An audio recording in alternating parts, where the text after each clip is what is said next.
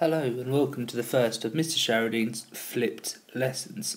Now, a flipped lessons is something that hopefully we're going to be using more and more often as year 10 goes through, because it's something that I believe in principle. We'll see if it works in practice or not. What is a flipped lesson? Well, really all it does is change your type of homework. So instead of your homework being at the end of a lesson to consolidate the knowledge and the things that we've been learning in class, instead you're going to be doing the learning of the knowledge before the lesson, and in the lesson that will give me greater time to be able to spend with you to improve your skills. Now, a traditional lesson looks like this. Here's me at the front of the class, yabbering away and probably boring you all with my blah blah blah at the front. Now, what I want to do is change that, and how I'm going to do that is with the help of my little iPad. So instead of me talking at the front of a classroom for you for 20 minutes or so as I explain a new concept or theory and then you getting on and doing it, I'm going to talk for 20 minutes or so at the iPad.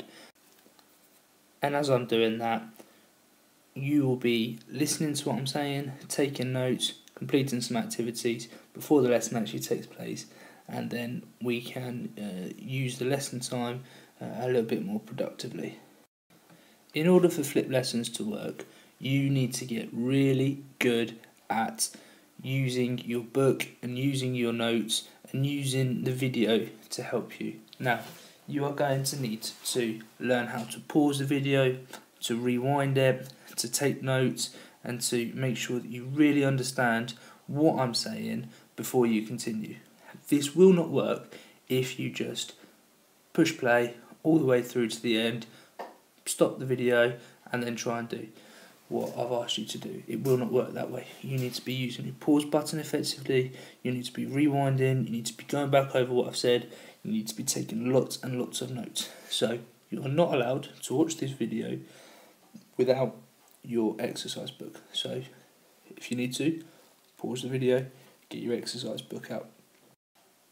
Good stuff. Now, to make sure that you have been doing what I've asked to do in terms of making notes and things like that, I'd like you to write down today's date, to get today's title, which is that. Now, if you could underline your title as beautifully as I've just done there, and along with today's learning objective. And as I'll go through the video, I want you to be making notes underneath today's date, title and objective in order to show me that you have been listening to what I'm saying, that you have been taking notes, and hopefully this is starting to sink in for you. The first thing I'd like you to do under today's title is to write down 3 words. The first one is nouns, the second is adjectives, and the third is verbs. At this point, I'd like you to pause the video and to write down next to each of these 3 words what you think a noun is, what you think an adjective is, and what you think a verb is. I want you to do this in your own words. Okay, now that you've written down an explanation, we'll go through it together. So I asked you to write down what a noun was. Now, hopefully you said that this was a person, as in Bob. Bob's a noun. A place, as in London. A thing, as in a thought, or the thought, or an object. And obviously,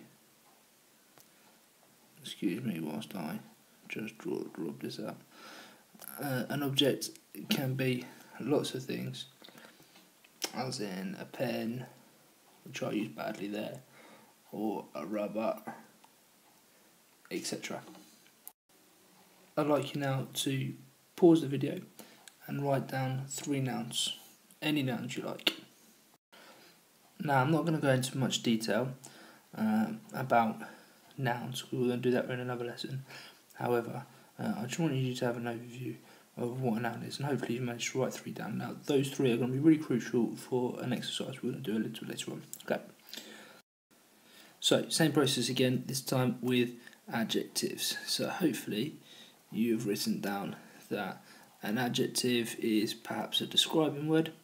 It is something that describes a noun in any language, in English or in Spanish. It's something that is a word that is going to describe a noun. So I'll give you an example of an adjective. It could be big or blue.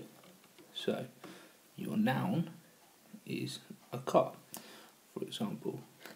Now, a big blue car.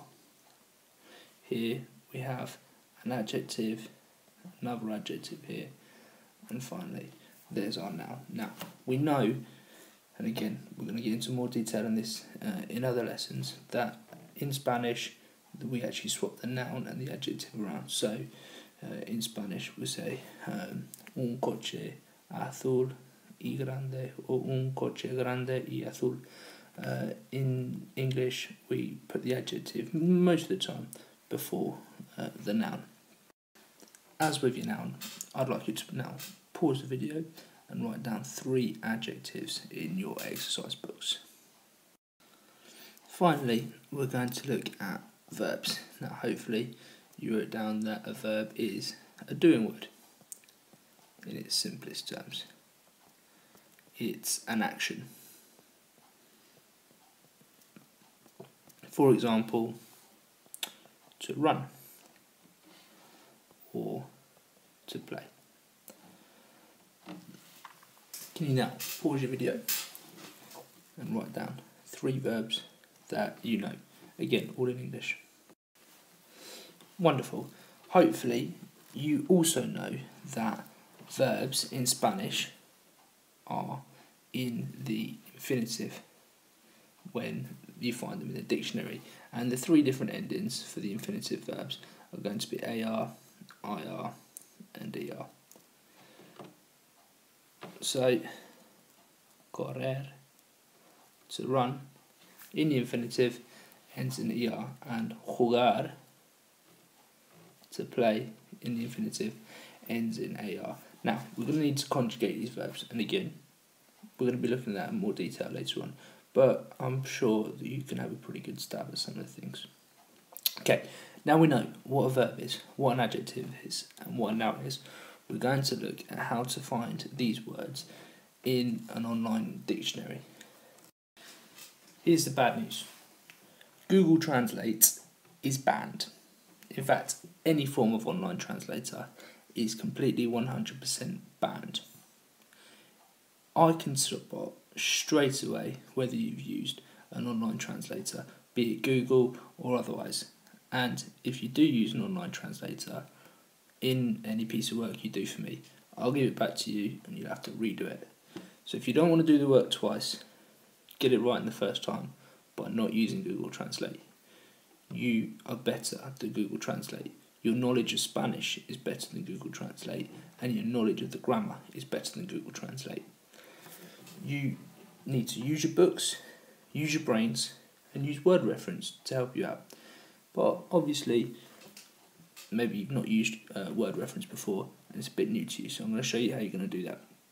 So, I'm going to open up a new browser and I'm going to head to wordreference. Now make sure you spell it right, if not pop it into Google, and it's .com, not .co.uk. And you'll come up with a page that looks a lot like this. Okay, you need to make sure that English to Spanish is on and that you haven't got English to French or anything like that. And this is going to be your basic thing. Now, we're going to start off by looking at a noun. Now, one of the nouns that I wrote down a little earlier on was pen. So I'm just going to go ahead and type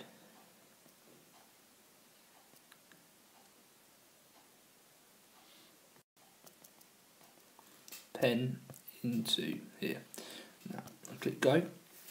Obviously, you push enter on your keyboard, and here comes the word pen, along with a list of different entries. Now, you might be a little bit overwhelmed by the number of different entries here, because when you think of pen, you only think of one word. However, in Spanish, there might be actually different ways of saying the same thing.